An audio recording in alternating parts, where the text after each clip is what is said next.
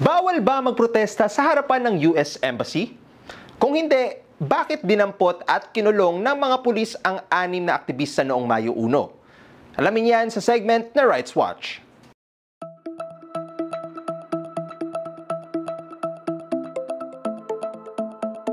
Para sa marami, simbolo ng pagtutol sa mga pulisiya ng US sa bansa ang pagpoprotesta sa harap ng US Embassy. Pero pansin ng mga progresibong grupo na sa maraming beses, marahas na dispersal at pag-aresto ang sagot ng mga pulis sa mapayapang protesta ng mga aktivista.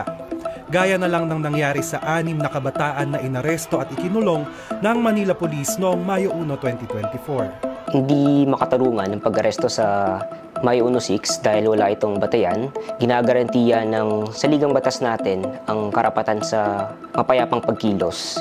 At kahit mismo sa batas pambansa bilang 880 na noong panahon pa ni Marcos Sr. at yung laging ginagamit ng mga pulis, nakalagay na no person shall be punished or held criminally liable for participating in a peaceful assembly. So yung paglahok sa isang mapayapang kilos protesta, katulad ng Mayo 1, ay hindi dahilan para huliin sila ng mga pulis.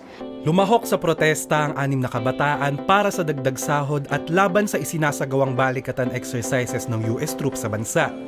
Pero pagdating sa US Embassy, tinulak, dinisperse ng water cannon, binatuta at binugbog ang mga nagpoprotesta, saka dinakip ang Mayo 1-6 ayon sa mga saksi. Sinasabi ng mga pulis na pinagsasaktan daw sila noong Mayo 1-6 na malinaw doon sa mga nakita natin sa aktwal, sa larawan at sa mga video na yung Mayo 1-6 pa nga yung sinaktan ng mga pulis nung hinul sila. So kumbaga gaslighting yung ginagawa ng mga pulis sa kanila. Questionable na nga ang pagdakip. Mas lalo raw irregular na umabot pa sa 1 linggo sa kulungan ng 6 na kabataan, gayong wala namang isinampang kaso laban sa kanila noon.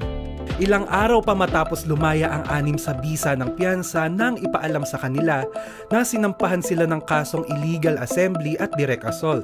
Sa batas kasi natin, kapag ang isang tao ay inaresto ng walang warrant, kailangan silang kasuhan within 12, 18, or 36 hours.